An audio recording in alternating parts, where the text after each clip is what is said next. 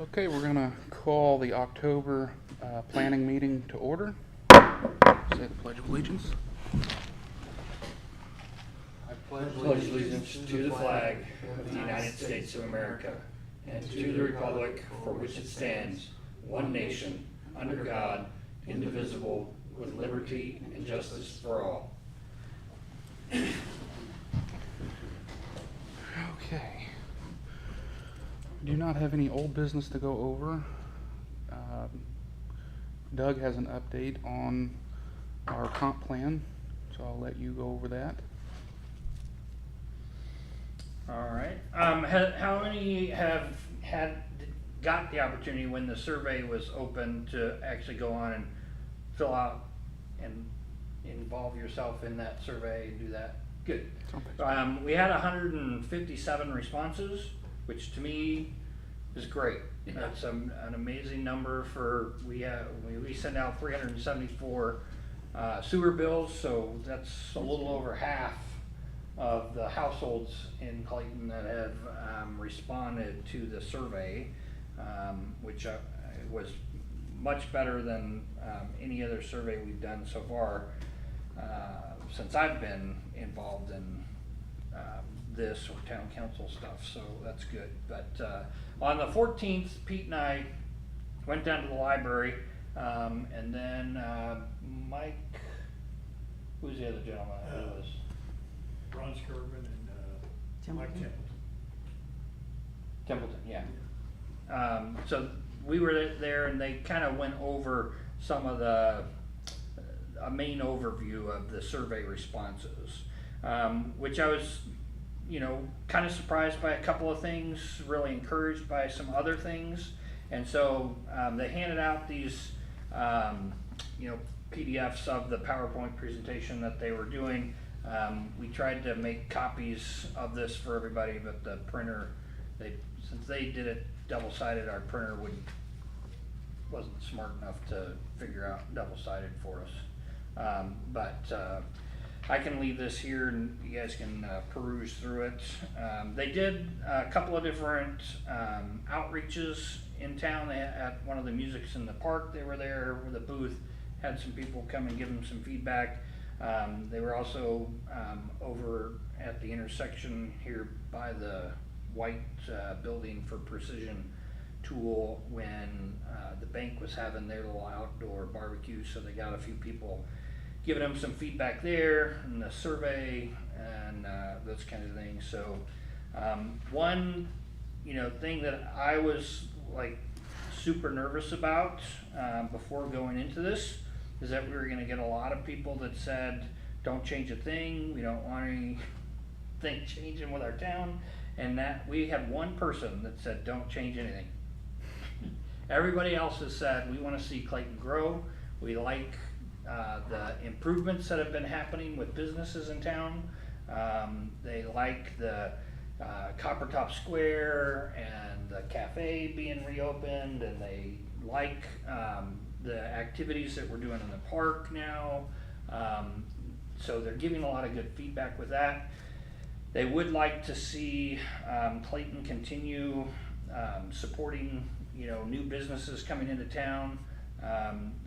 A lot of people in their surveys said that they want a grocery store, which I was kind of surprised. I was like, I thought we had a grocery store, but apparently that's not what they mean in the survey. The survey, this overview didn't get into the details of that, but they want to see a grocery store in town, whatever that means. I would think a grocery store would need like fresh vegetables, fruit, meat, instead of just frozen canned Yeah. stuff, yeah. Okay. I would think that would be the difference. Like an Aldi's basically, or or IGA type. yeah, or IGA or something. There you go. So, those are kind of some things that I thought were interesting. There was a lot of questions on housing. Everybody gave a lot of great feedback on Gilbert Woods subdivision. I know that's been since the 90s that was built, but people have said that is something they'd love to see more of, that type of a subdivision.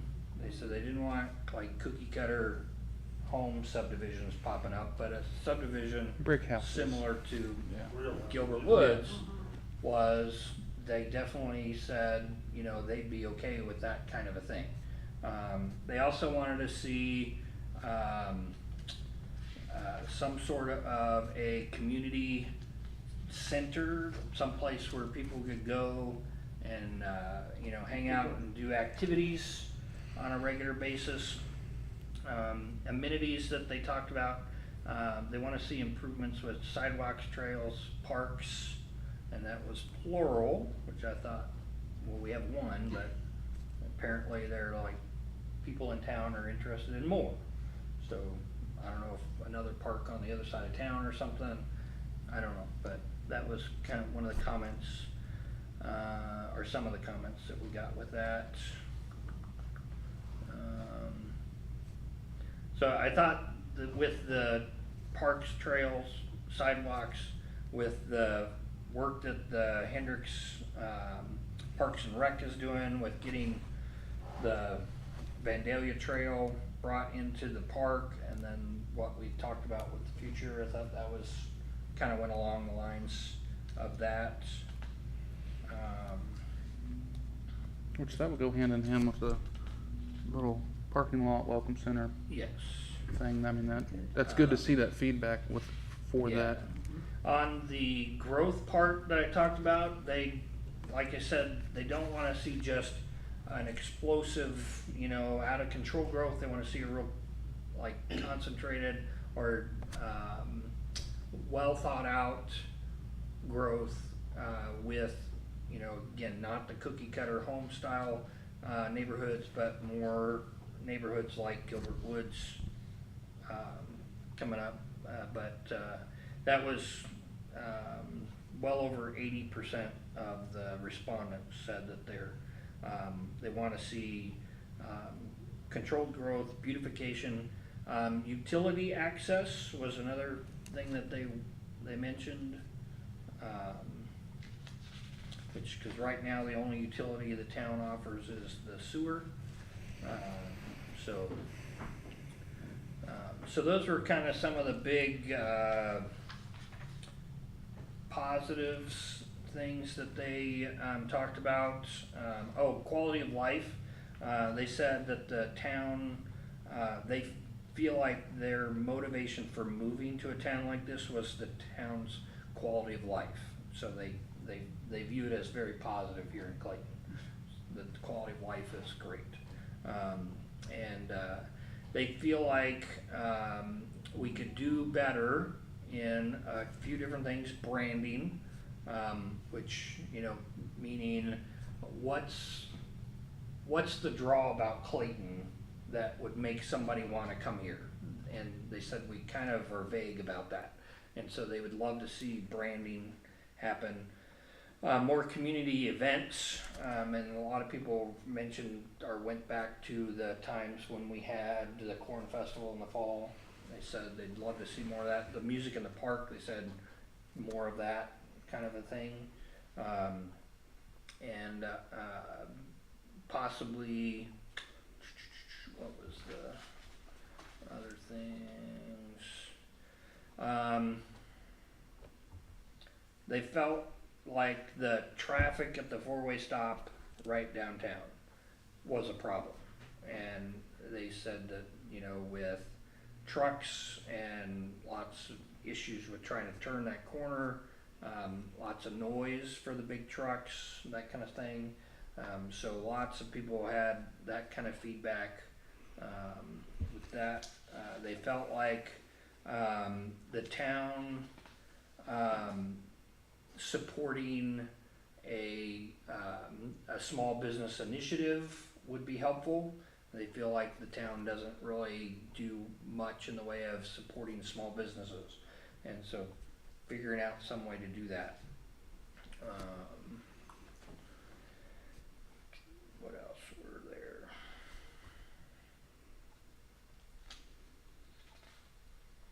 They felt like the schools were a huge positive about our quality of life here in town.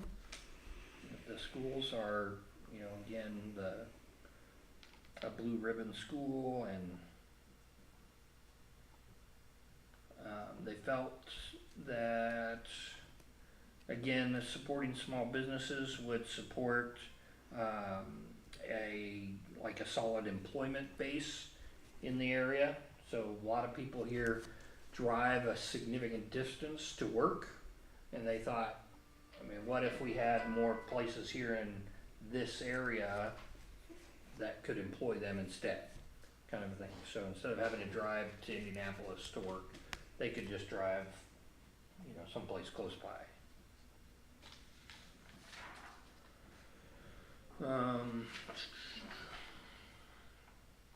So according to American Structure Point, their biggest takeaways on coming up with things comparatively said the previous plan that we had from 2009 mentioned the quality of life, a vibrant community, so we needed to just continue that. Community facilities, again, like a community rec center or some sort of a center where people had a place to go. Managing well-maintained growth, that kind of thing. So, seeing that the town has a plan for us growing, but controlling it, not letting it just get out of control. Transportation, they thought a community or connection and stuff, which I have noticed recently a lot on social media. People are putting out lots of requests, like, is there a dedicated Uber driver for this area, or what are some of the other Lyft, or so they're asking for people, is there somebody that can help with transportation from here to a doctor's appointment, or to go do something. Well, their eyes go bad and they can't drive themselves, so they want somebody to take them somewhere further where they're, maybe if we had a grocery store they wouldn't have to drive so far, but We still want a doctor. right, I think we they need a will barber. still want a doctor, but so those are some of the things that they kind of went through with us at the meeting on the 14th down at the library. I felt like it was kind of neat to see, first of all, so many responses to the survey, so we got a good feel. They had some numbers they put together about our demographics, that our median age has dropped pretty significantly from the last time we had a comprehensive plan done.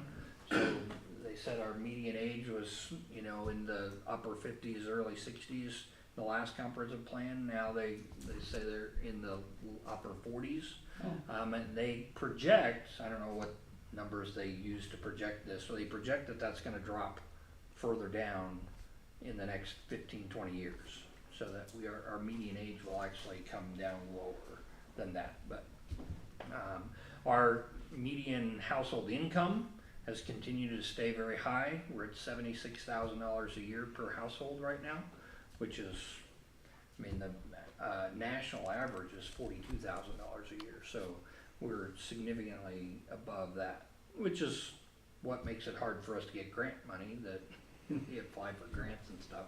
But it's also means we have a good solid, income base in our town, and that kind of thing. So, and like I said, this comprehensive plan, according to Okra's rules, we have to have that finished by the end of the year. So December 31st should be, our last time messing with this. But hopefully, then we have something that we can, we have on the table, that we go to our town council and say, this is our town's comprehensive plan, what we wish to see happen in the next 5, 10, 15 years in the future, and where we want to go with things. So The one question I do have is about utilities. yeah, When it said I guess I could read it, but when they were talking about utility access, did it give any detail to what kind of utility they were looking for, like water or gas, or did it give any specifics?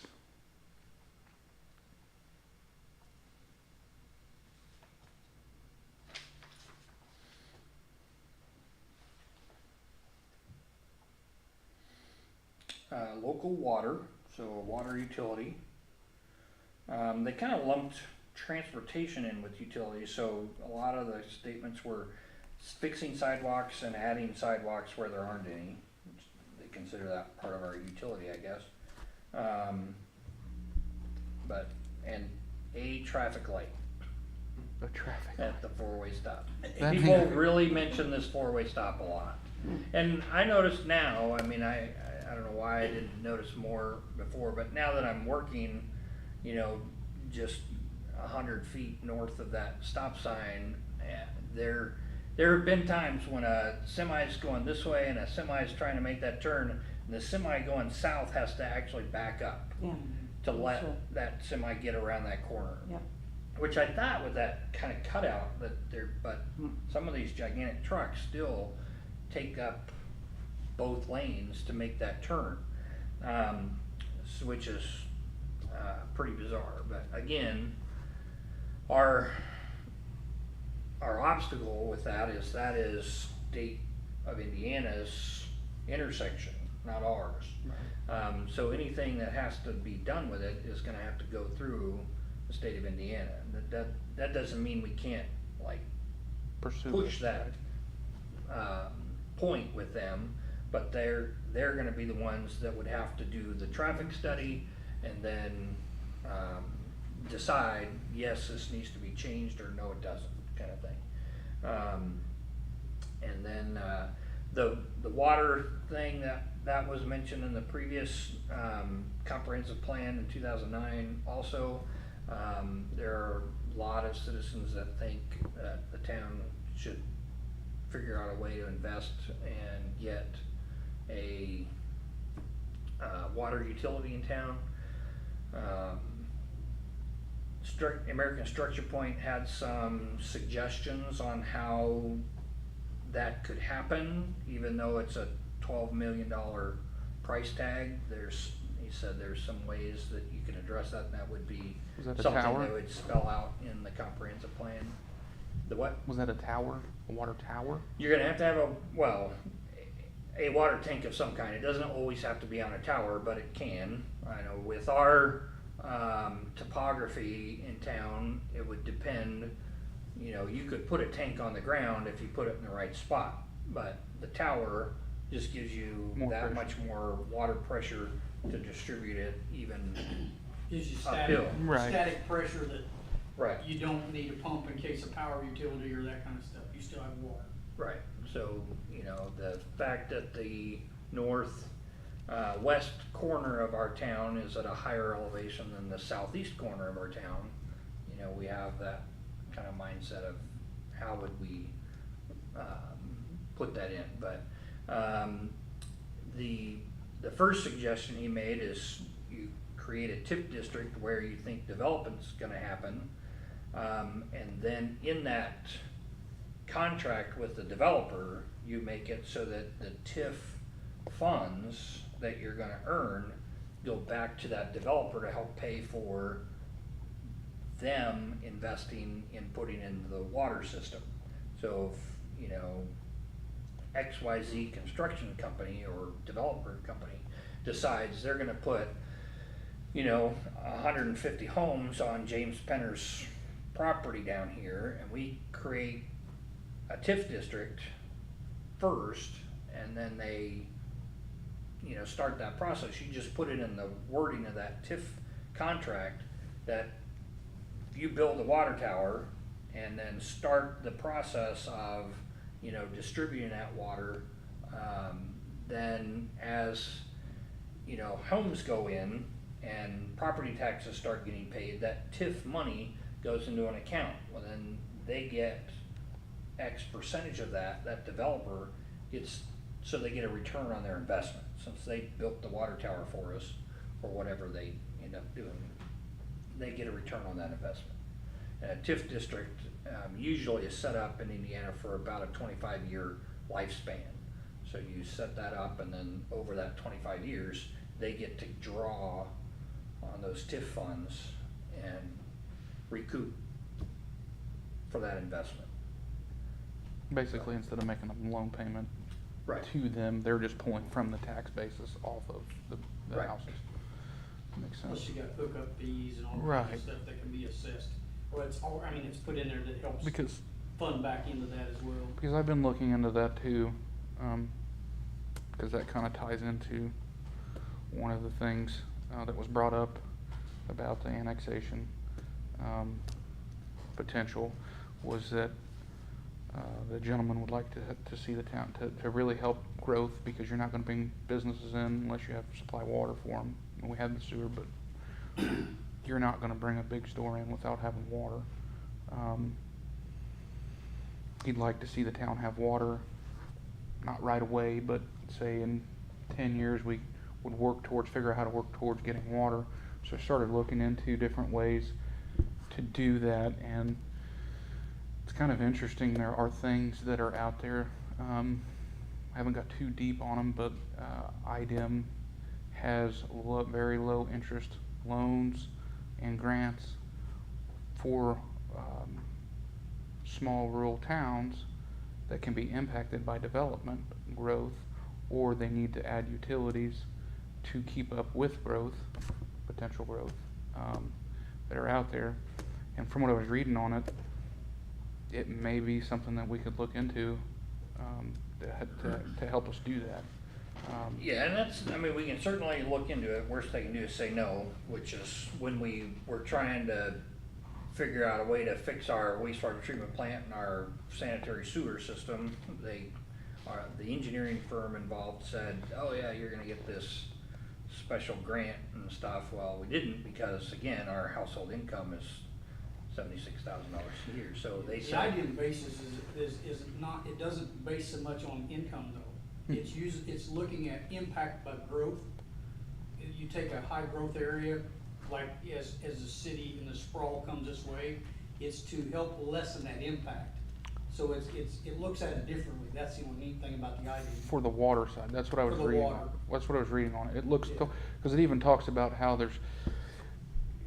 I spent a couple hours going through it and reading it, and I was trying to figure out what are their requirements, but they kind of want you to apply and figure out which one you want to apply for, and that's an open thing.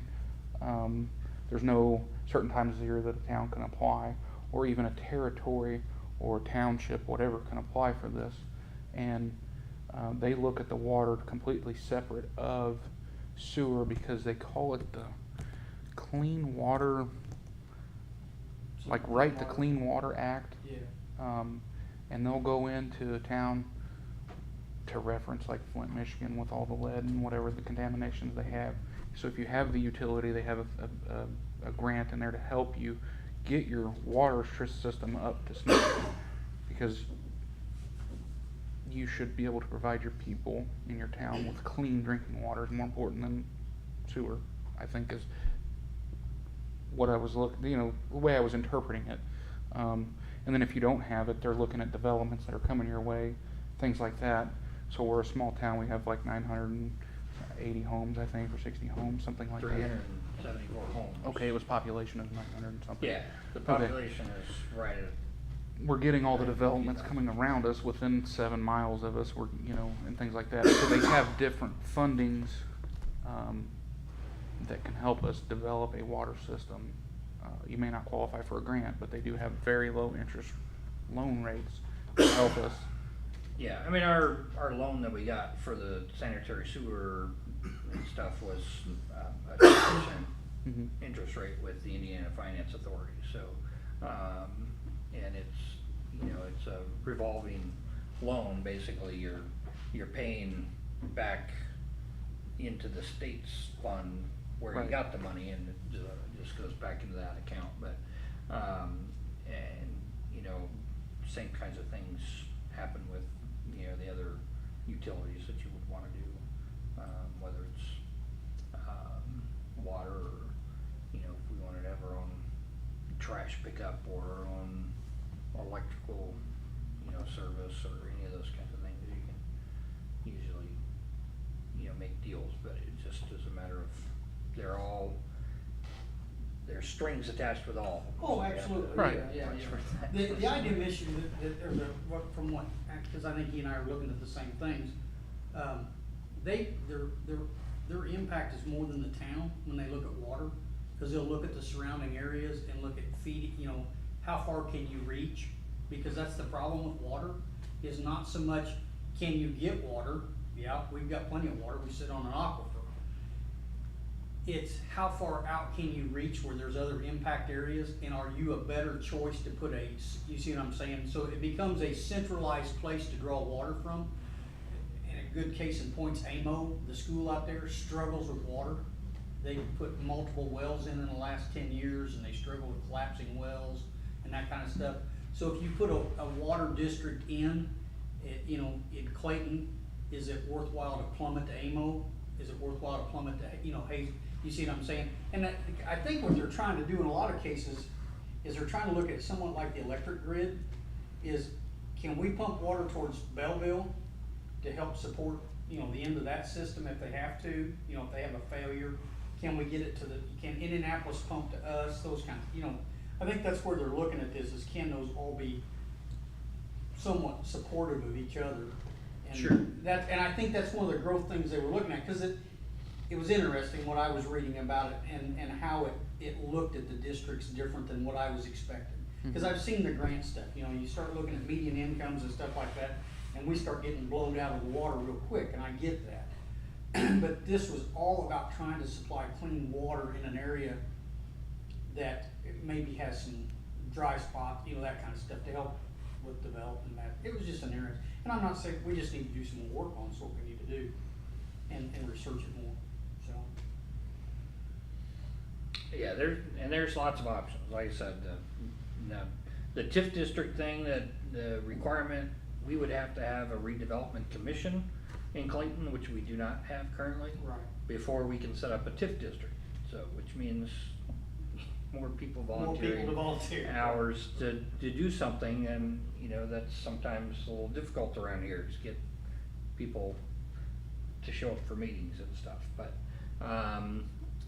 you know, just one of those kinds of things to try and think of and plan out, and as we, you know, look towards finalizing this comprehensive plan and stuff, is, you know, what are gonna be our number one priorities with this, and, you know, how are we gonna carry those out, get those done, that kind of stuff, so. Anything I missed that you remember from the meeting that feel needed to be mentioned? I wanna go back to what you was talking about, a community building. I think that's a great idea. You've been to Coatesville, haven't you? I mean, if we had something like that, And Amos, yeah, they're nice. yeah. People, Another building, people can rent it out for Christmas, like we rent the Hazelwood building every year for Christmas. It's a great Works out, idea. I mean, it works, we used to, it's funny because we used to have to rent at the Hazelwood Church because we filled the whole basketball court where they played basketball. We filled the whole thing with the family. Cause my grandpa was my step grandpa, so he had 7 kids on his side, my grandma had 5, so there's a lot of us. And as the years have gone, we've dwindled down to now we can probably just fit in grandma's house, but I still, out of tradition, we still rent the firehouse down there in Hazelwood. But if we had a building here in town, then and you it was wouldn't have to, available. I mean, not that Hazelwood is a long ways away. No, I but mean, if it was here and it was would be- available, yes. And it would be, you know, you wouldn't be the only one renting a building like that, it would be another revenue stream for the town. You know, obviously, it would also be something else for us to maintain, and so there's pros and cons to it, but, give, you know, some thought to that kind of thing, it'd be kind of fun to. I think look we talked forward to about it a few planning that years out. ago. Several years ago, we talked about looking into one to put at the park. When Dan was here, it was brought up. We talked about enclosures for the other building, the current, you know, shelter house, we've talked about enclosing it several times, or enclosing. The whole area where the picnic tables are at? Part of it. Oh, okay. Talked about enclosing and maybe making the interior wall, that would be the north facing wall, removable, so that when the weather was nice, you could open it up, that kind of thing, or sliding or something. There was several designs we looked at, we just never, I think it's just like everything else, takes money and time, and But those are, I mean, those are things that could all be done.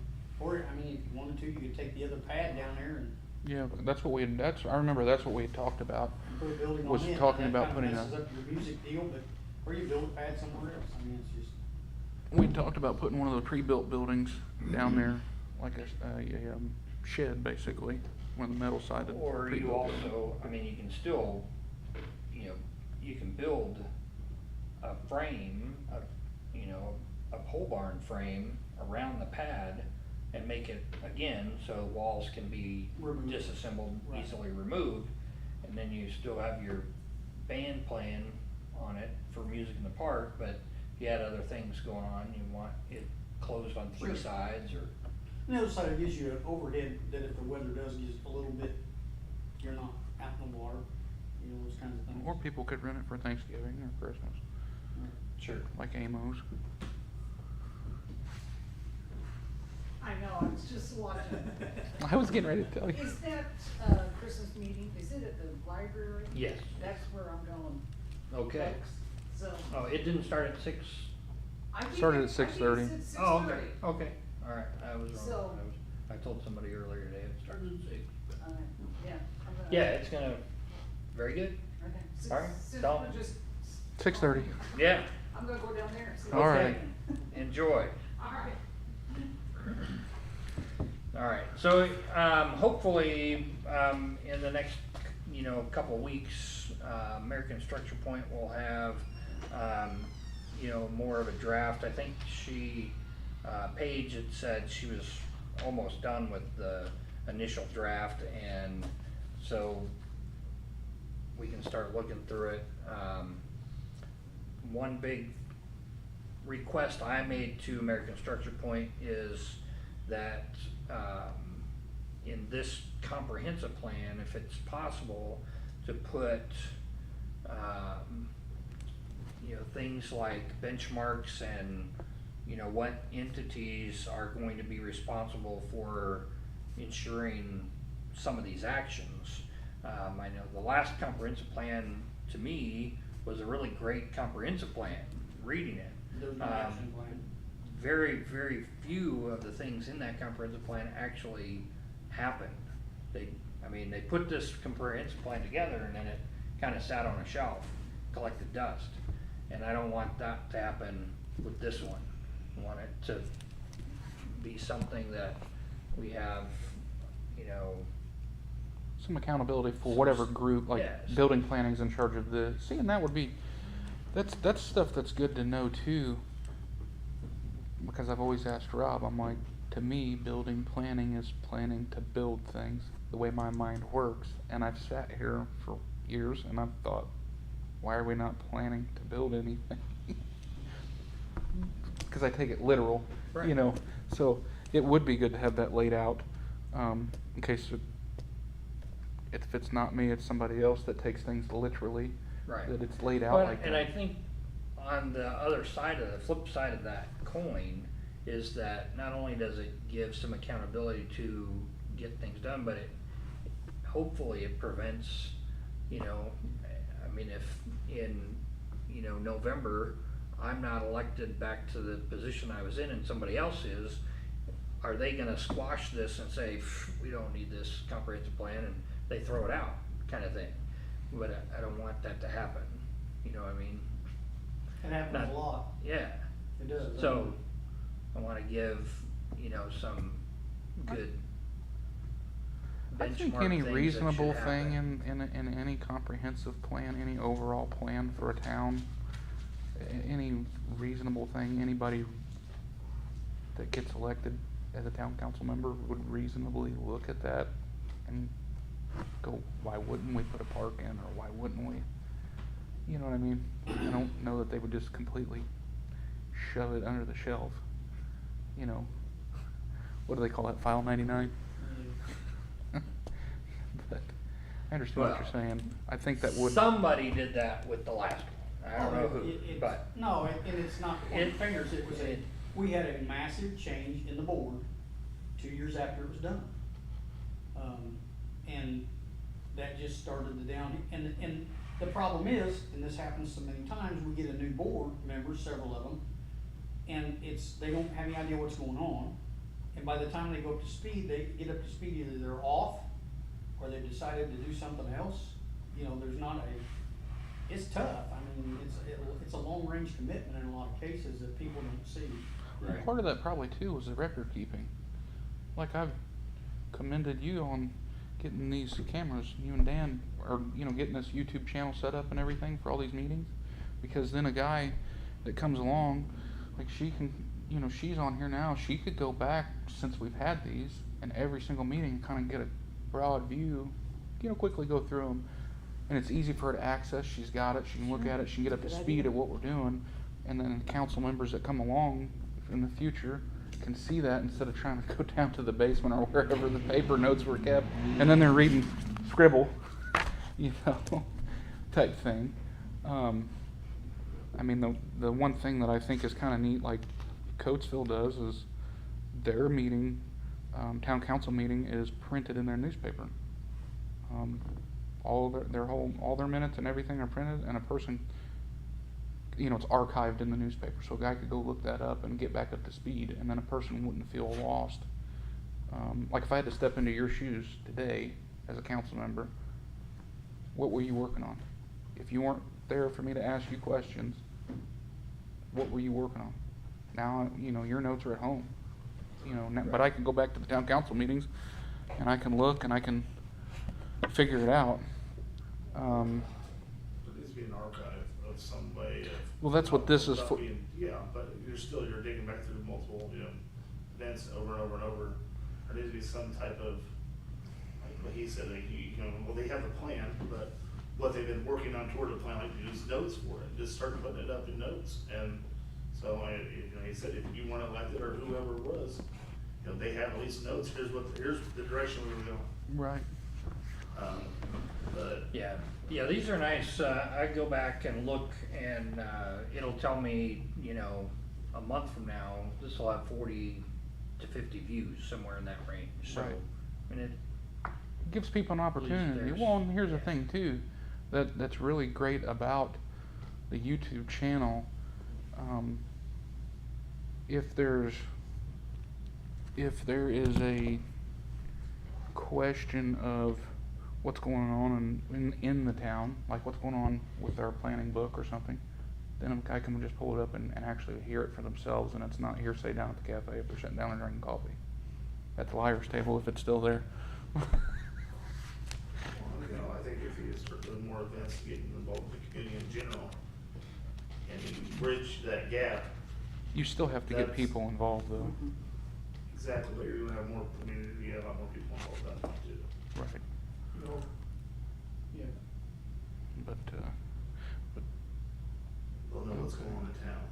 so then what's our next steps as far as that goes, Doug?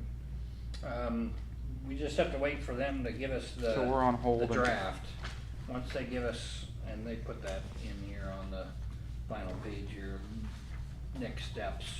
So, project team will analyze the existing data, and they'll draft the vision, goals, objectives for the comprehensive plan, and then we will get it, and then this group gets to kind of peruse through that, and, you know, is this, you know, kind of along the vision that we had for a comprehensive plan?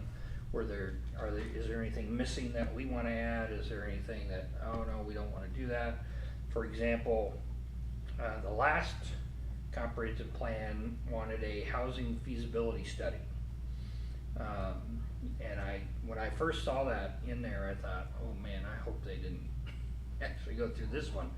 Cause the housing feasibility study is great, except whatever results you get, you are stuck with that now. You have to follow through with those kinds of things, just because of the way the law works with that feasibility study.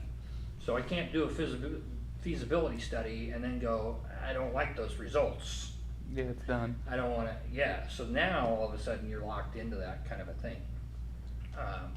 Which is, you know, sometimes the results can be, oh, well, the town has to build X number of, low-income housing now, because you did this study and it says that this is what needs to happen. And, whether you agree with doing that or not, Right. so.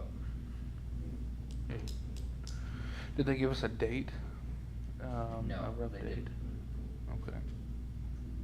November, December. December 31st. Yeah, special meeting, Christmas evening. They will usually, I mean, the last one, the previous people, they submitted it to us about 60 days ahead of time because it had to go to Okra. I mean, it was the same thing, we had a grant on that one, and it had to go be approved by the grant. And they took care of all that, and then they came in and presented us with a book, and after we done the review, and it's pretty, I mean, there's not a lot for us to do other than adopt. We have to adopt it, then the town council has to adopt it, I think it's about. Which means we have to adopt it by our meeting in December, Yeah, for the town council to adopt it in December, correct? yes. Right. So they have to have it to us November for us to look, by November's meeting, we're gonna have to hold a special meeting. Which is no big deal. And they'll make sure the Okra thing gets hit, cause that's how they get paid. Well, and there are things that, I mean, you can apply to Okra for an extension if something happens, at the final hour. You're like, oh, well, I mean, first, let's just say some weird reason, 4 of the 5 town council members get the flu and there's no quorum for the meeting that month. I mean, you can't approve a FaceTime. comprehensive plan if you don't have any town council members at the meeting, so, or whatever. Right. Or, 4 of them are coming back from French Lick and roll the car and they're all in the hospital, or whatever, I don't know, Stuff happens at Clayton. I tell you. so. Alright, any other questions on this so far, my kinda haphazard, presentation of this? It was a good discussion down there. Like I said, I was very excited to see that my fear didn't come true, that I was worried that there was gonna be an overwhelming number of people going, don't change a thing, leave it like it is. But See, that's kinda what we got the last time. we got a whole lot of overwhelming, yes, we wanna see Clayton grow, we wanna see expand, we just wanna see it controlled. Don't let it get out of control with that, but, like I said, we had one person who said, don't change a thing. One person, I wonder if they've lived here I don't quite a know, while. could be. But, I don't like the word revitalize, but I think that we need to that the town is lacking a barber shop and a butcher shop and things like Well, that. you're asking for some things now. No, I mean well, we used seriously, to have why do a- we not have a used to barber shop? deli in the, the food store here, we used to have a barber shop or, I mean, I place where you understand get that haircuts. businesses have to be supported. You Yeah. can't, you can't put a bicycle shop in and not have a customers for bicycle. I mean, I get it, it's population, but I mean, every small town has a barber shop. I've always often wondered why we do A not hardware have. store would be great, A what? hardware store, you go and get, you're just missing a washer, or I need a Yes. little box of screws, I don't wanna That drive. A&D in Coatesville, a few times I've been out there and stopped in there. They say they do a phenomenal business, and that started out of a guy who was a plumbing shop, and he said, man, I could open a hardware store. And his mom, I think it was, says, well, let's do that, and they did, and I mean, it's not a huge hardware store, but it's got a little bit of everything. I mean, I've yet to go in there when I've been out that direction and needed something, I'm working on something and they need something, and it's like, well, they got it. I mean, so, it's the same way Cooper's was. Right. I mean, Cooper's had everything. Yeah, you could find stuff from 1955 in Cooper's, but that's another story. I always said if Cooper's didn't have it, you didn't need it. Yeah. They had it, but that's, I everybody knew that though. Right, and that's I bought some beekeeping equipment from Cooper's when I first moved here, I was like, oh, he's got beekeeping stuff. well, and that's Everything. Yeah. I went in, and some of the guys knew Frank Barnes that lived here in town. I know Pete probably knew Frank. Lived on the west side of town. Well, Frank owned your house, and one of the grain bins was down. And he called me, he says, I got a green bin, he was trying to shell corn, he says, I got a green bin, I said, it's not working, it had an old breaker in it. And I'm like, well, I'm gonna find this, so I go see a buddy of mine's electrician, Dave Mont, out of Coatesville, and Dave goes, he works on green bins, he goes, I'll tell you where you get that, Cooper's Hardware, and I did. And I mean, they haven't made these things in like 30 years, but Cooper's had 4 of them. You know, and it's just like, did I pay for it? Yes, but I got it. Yeah, a hardware store would work in this Yeah. town. I mean, because the community as a whole, since Cooper's closed, now A&D's picking up the slack out Some west. of it, but it's still, We're lacking up here. I mean, yeah, hardware store would be a good addition to this town, but you got to have a location to do it, and a guy to put the guy to want to do the money to invest into it to do it. We'll get Dollar General, they have fresh vegetables and, the new Dollar Generals do, yeah, the Yeah. markets. yeah. I That'd mean, take just care, that'd take care of the an IGA, supermarket. anything like that. I mean, Yeah. when Carl sold the grocery store, it kinda, I mean, the first family that tried it, they tried for several years, but couldn't make it go. And Carl always said the liquor store kept the grocery store open. And apparently he was right, cause he sold them to 2 different people, and the grocery store failed first, so. Well, you're battling an uphill battle with a grocery store. Big box stores, people want cheap because they're trying to raise a family, so they're going to buy the cheapest of the cheap they can get to feed 3 or 4 kids, especially with the cost of everything like today. A small store, like if they had a butcher shop right here, a small store cannot compete. They're going to have better quality food, beef, but they're not going to be able to compete with a Walmart that's But if you go like off this comprehensive plan, you know, like, you know, we have a pretty high medium income. Right. Here. So, with that being said, like, it may do it now. some convenience things that come into town for them, besides going to Plainfield or wherever, might work here, you know, because you know, they do have a little extra money maybe to spend to, you know, that you would spend, you know, here besides going to Plainfield. So, I mean, it might, I mean, there's some things that would probably work. Like East, I mean, I think just a barber shop would work.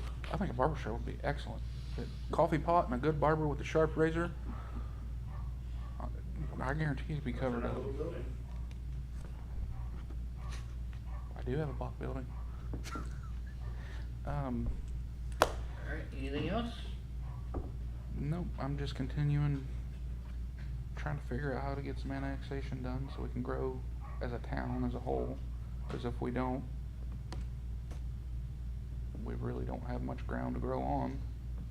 So Land-wise. did you have some bullet points you wanted to talk about that Mr. Brenneman wants? His biggest concern, I mean, he's very interested in doing an annexation.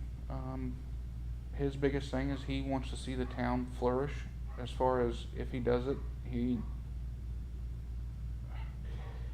wants to do it in a way that we wouldn't force him, which I know we can't force him to put a dollar store in, right?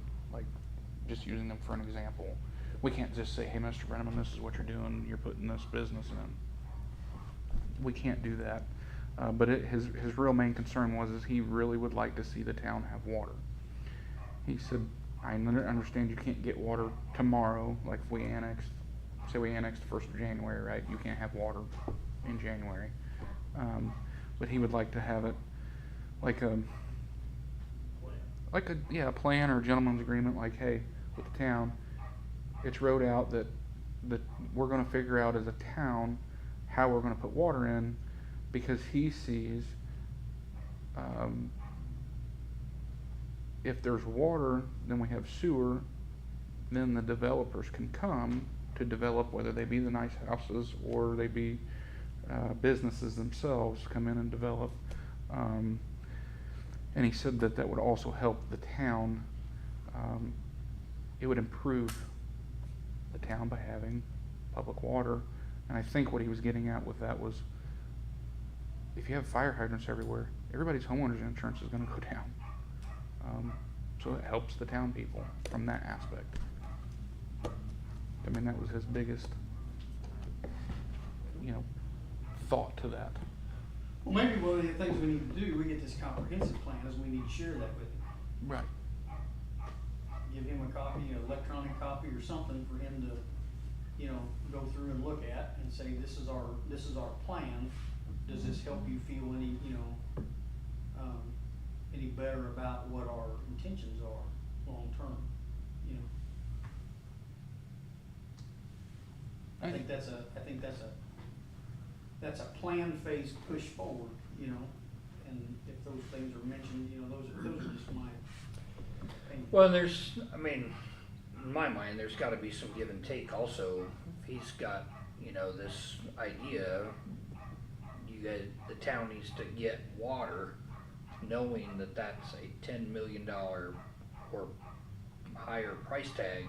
What's he going to contribute towards that? And just annexing his property in won't increase our property taxes, because his property is all agriculture. Today. And we do not, the town will not get any increase in property taxes by swallowing up his property into our town. No. But what is the impact on the flip side of that coin? What is the impact when the county comes in, or let me rephrase this, when the property gets developed down there around Belleville, because the developer's gonna look at the easiest place to build. The easiest place to build is gonna be along 40, which is a major route, and 39, easy access, easy in and out. That currently sits in the county, not in town. Once that gets developed, you're gonna have all those different property owners and all those different people. And then you're gonna be fighting a bigger uphill battle instead of working with one guy and getting, how many acres is it? There's 1,500 acres there total. 1,500 acres with one guy, and now you got to get 1,500 acres with 40 or 30, and then you got to fight the county, because the county's getting all the tax revenue off of that, and then they don't want to give up a piece of that.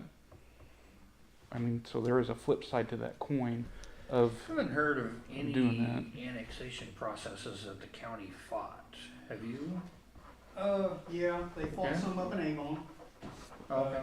They fought some annexation in Avon. They fought some at Plainfield, when Plainfield was trying to cross the Washington Township line. That gets outside the township, and so my understanding is when you cross a township line, the council has to approve that. The county council does, when you annex across a township line.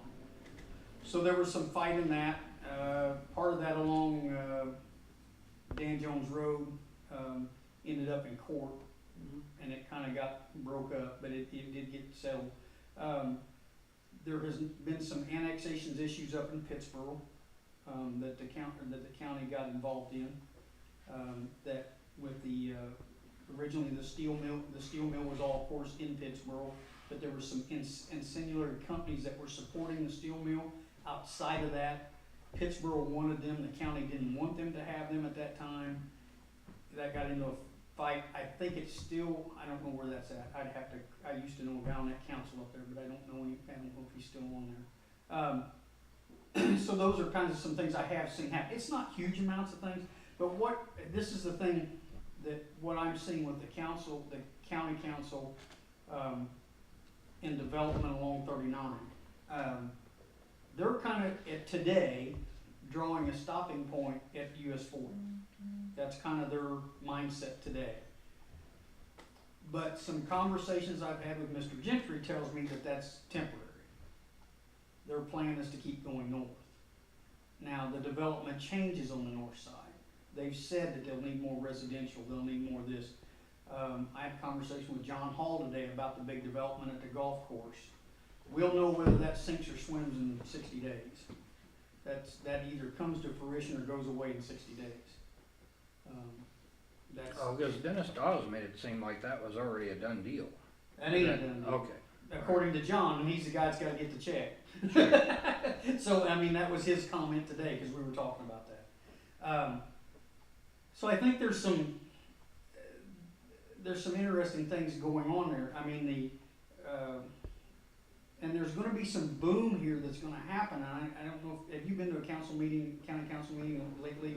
They've talked about the development coming at I-70, the new medical supply house. May was the last council Okay. meeting, I made it to. So county. apparently the Vaughn's Longley warehouse has been partially leased to a large medical supplier. And we're not talking about Band-Aids, this is somebody that has high dollar medical supplies. And they're bringing 1,500 jobs here.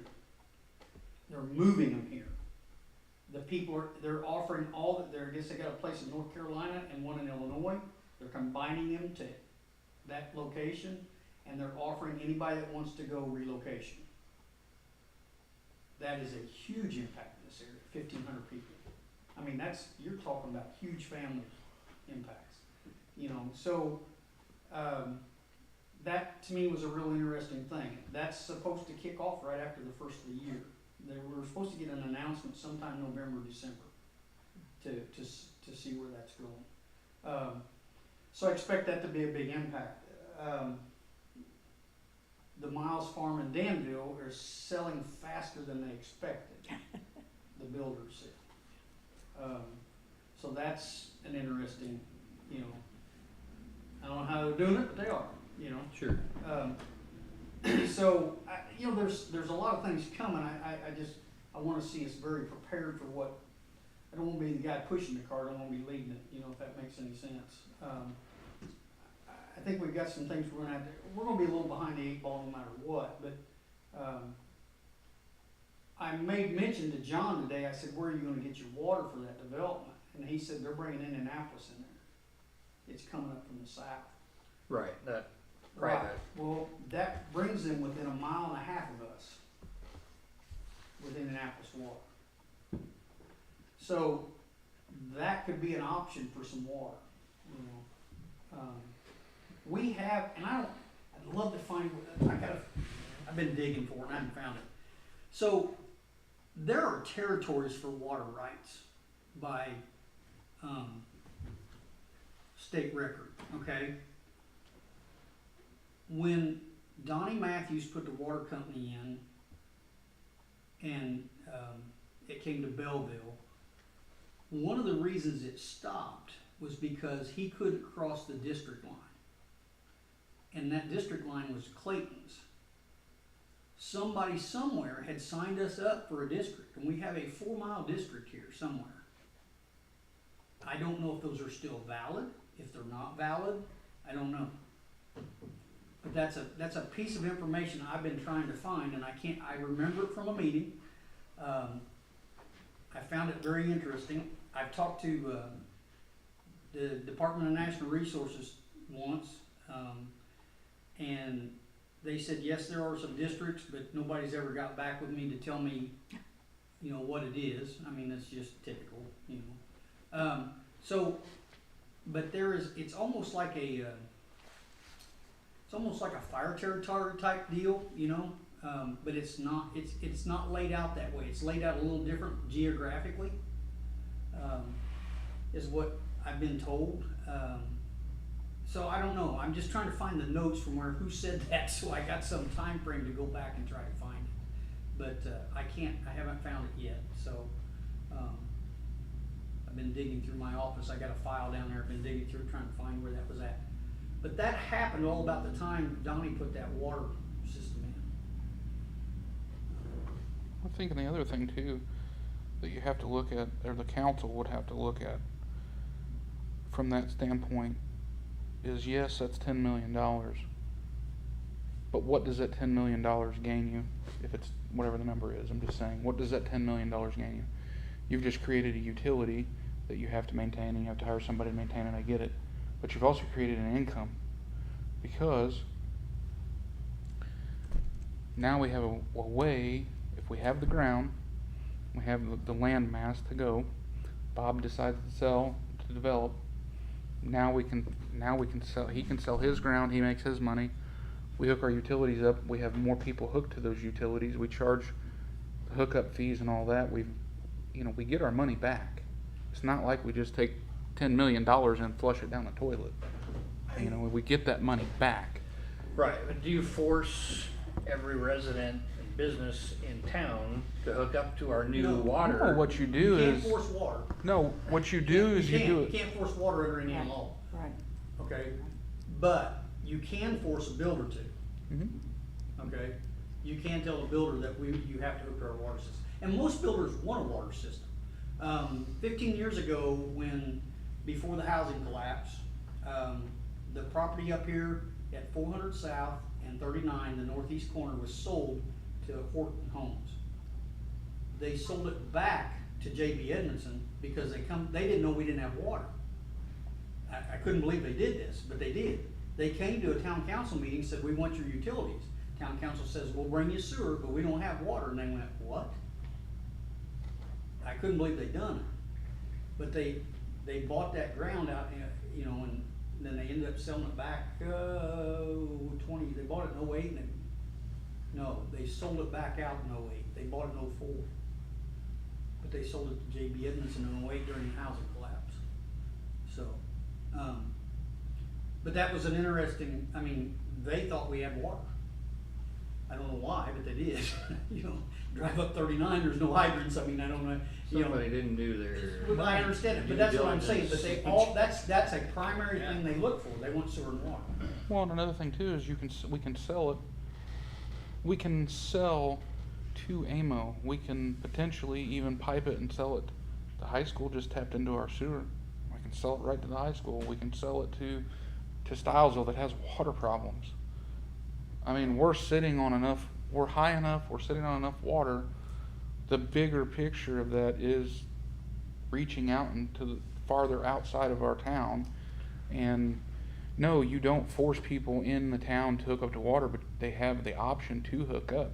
So if a well on average right now is running about $10,000, well, if our sewer hookup's $4,000, a water hookup's $4,000, generally saying, I'm going to pay $4,000 to hook up to the water, and I'm not going to worry about it ever again. You know, I'm going to hit the faucet and it's going to go.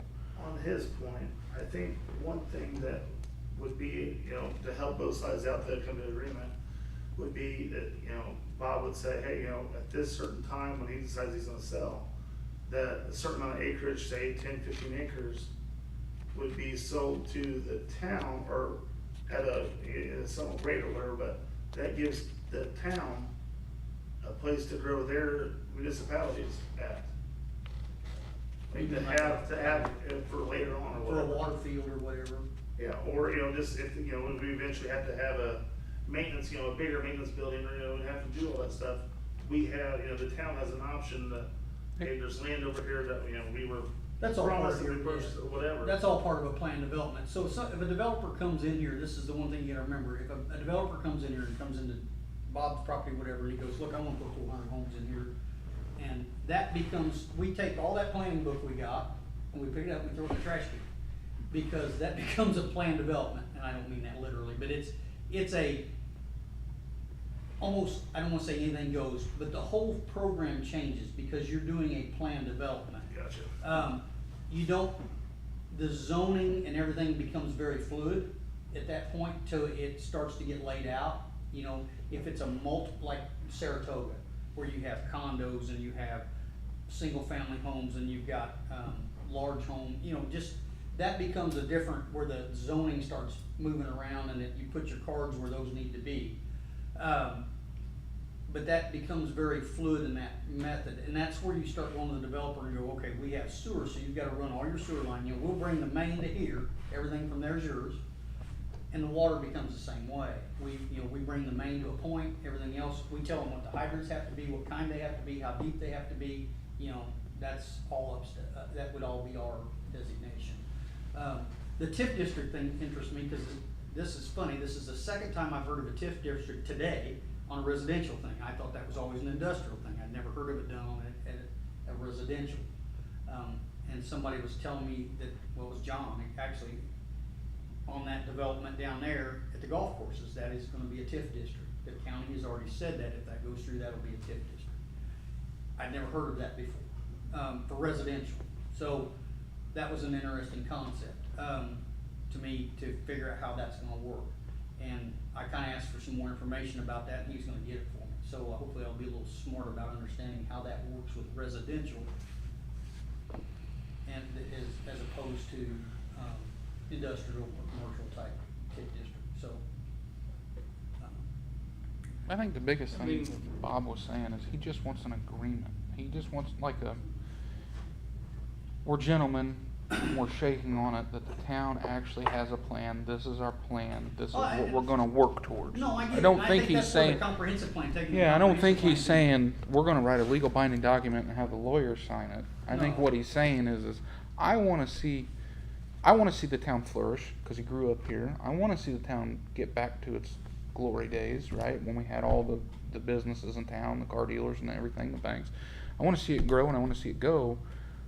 Show me a plan To get there. and that interests me, and it not really just interests him, but benefits the community as a whole. Otherwise, then what's the point? Are we talking? No, I think. You know, and I think that's where- his. I think taking the comprehensive plan to him and say, Right. look, we just laid this out, this is what we're thinking. I think that's a good idea, I mean, I just think. Yeah, that's good. What 1,500 acres are we thinking about So, annexing? Bob basically owns everything to Belleville down 39, both sides of the road, except for The Davis the Orchard. Davis Orchard and 150 acres that Macri owned. They're And then he owns behind the back- apart- going behind- back behind down. the apartments.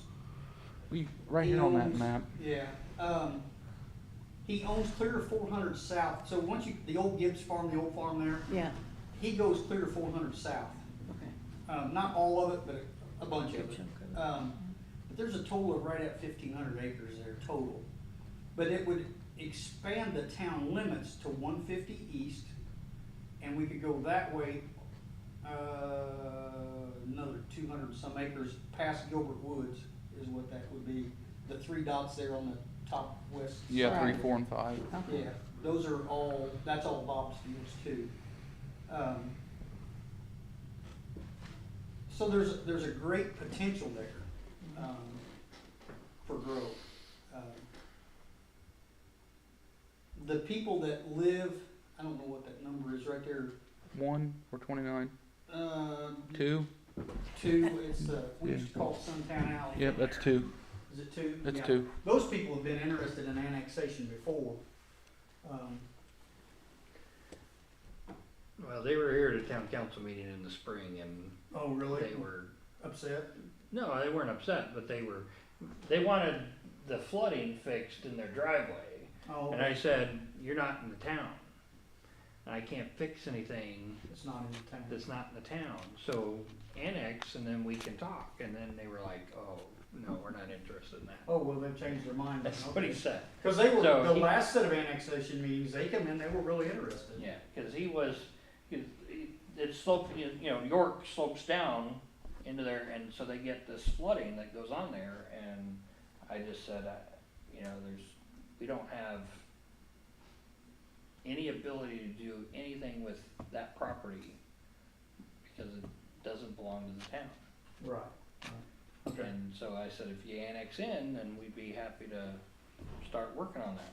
And they were like, no, thank you. I think if you get like Bob or someone on board, and you probably can talk to them and, hey, everybody around you doing it, so. Yeah, I mean, there's some thought to that. I mean, Macri's have no interest. That's the 2 up there on the right-hand side in the middle. 28, 27. Yeah. Man, your eyesight's a heck of a lot I was better gonna than say, I mine. I can't got see new that, glasses. Those are Now, circles have- with dots in the middle. Have you talked to them recently, or because I got the impression back in 2000 that if they had a different person as the liaison talking to them, that they might have been interested. Oh, really? Some Mr. bad blood there. That's what I got. the Okay, impression. it may have been. In that meeting, Mr. Macri just, Well, Jeff's gone. I know, I understand, but back then, that was the very first meeting for building planning for me. And Rob, and, with this go around. Oh, yeah. And his biggest question that never got answered, that Dan, I think, kind of dropped the ball. He didn't have his answer was, Mr. Macri's question, what does it benefit me to be annexed into the town of Clayton? I'm happily living right now, not being bothered. What does it benefit me to join the town? Dan stands there and goes, well, you don't want to be part of Plainfield, do you? Now, his main property, I agree, 27, 28 maybe into Plainfield, but down there by Cox's, where most of his property's at, down 0, it'd be a long time before Plainfield got to there. They would get Belleville, they would get Bob's Place, but it'd be a little.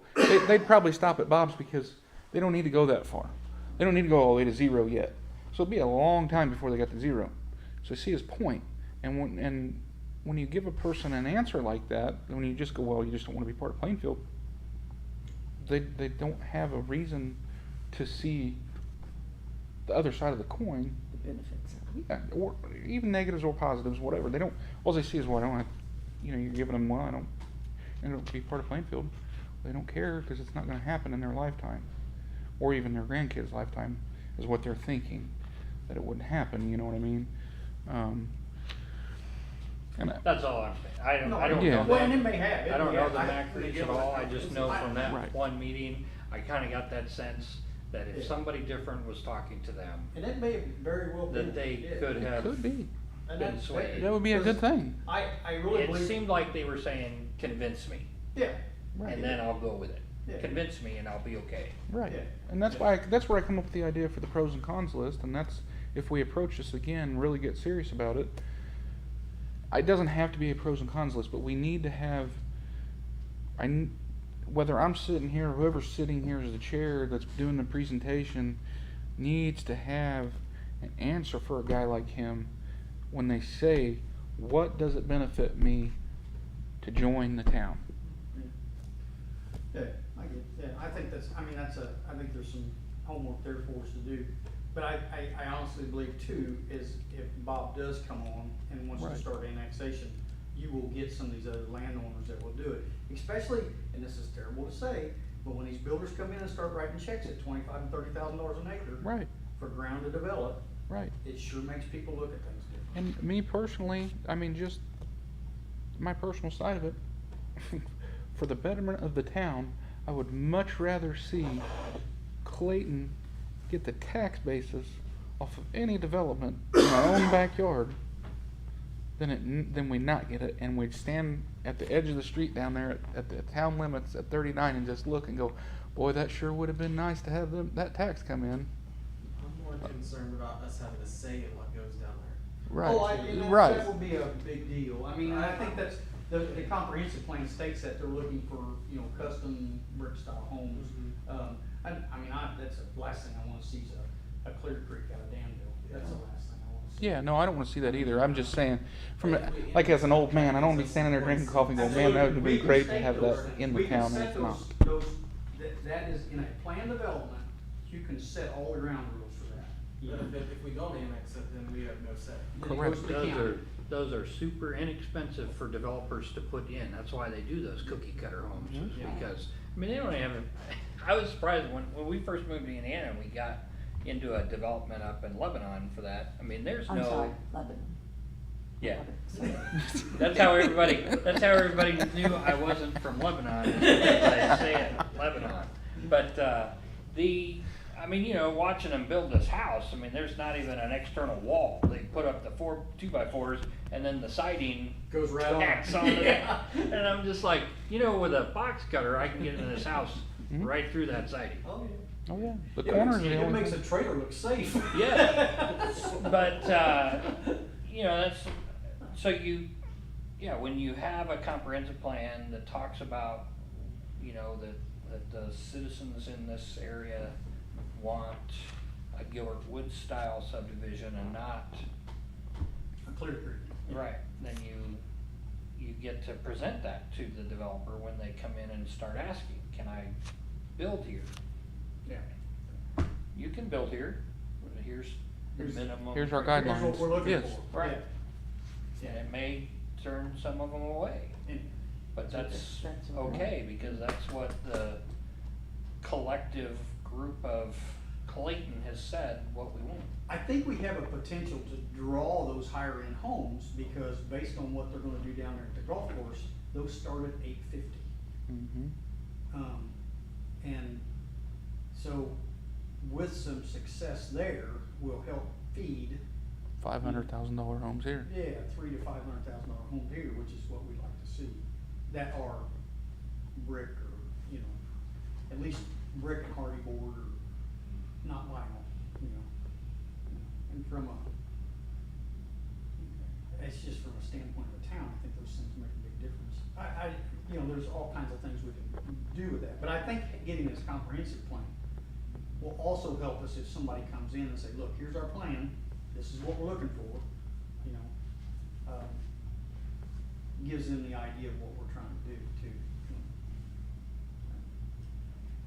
But I think Bob's a good potential. He's had a conversation with him, he's talked to me a couple times about it. I think he sees it coming, let's be real. You know, I bought my farm up on 101 30 years ago. When I moved out here, everybody goes, why are you moving clear to Clayton? You know, and now everybody comes out here and they go, oh, it's not that far out. You know, and it's because, you know, the growth is coming this way. It's just part of it. It's just part of it. So, yeah, it's coming. You know, 5 years, 10 years from now, it's going to look a lot different. It's going to look a lot different. It's not going to be the 1990s when I bought my farm and, you know, 5, 10 years it didn't hardly change. You know, it's going to start coming fast. I used to be able to play football on 39 Yeah. at 800 South where I grew up. Literally, we could go out in the middle of the road, play football. You very seldom had to watch traffic. Seriously. It was easier to go out there on a state road than it is for me to walk across the street from my shop to his shop. Currently. Seriously. That's how the traffic, how much it's changed. Traffic part, and that's gonna change a lot here in town with them building all those houses in Danville. Oh, it's getting ridiculous. Yeah, well, Traffic's gonna get bad in town. Speed bumps. I vote for speed bumps. The Hendricks County's comprehensive plan, that sounds like that's been number one issue is traffic in the county. So that is getting, I don't know if anybody's gotten involved in filling out their survey, but I did. And I mean, I even went to one of the meetings up in Danville for it and stuff, and I don't know if this is correct or not, but from what I heard, Danville was totally opposed to widening through town there. They've been Widening fighting the that since the road. correct. 50s. They do not want to widen 36. So They 39 have, between 70 and 74 is gonna get slammed with all these houses going in. Danville's, town of Danville has a plan to build a loop. I heard that. Oh, They've had- plan now? They have a plan to, the planning, the lady in charge of planning was at the meeting I went to for their comprehensive plan. She said the first part of the loop's gonna go on the south side of town, and it's gonna come Down out. Lincoln Street and around? So, North. They're talking about north. See, I've heard about this plan prior, like years ago. Some That's what guys that aren't around anymore were telling me that they've had a plan on the books since the 50s, like 55 or something, to build a bypass to go north. I had a conversation one time with a guy since retired, and their business is now closed recently.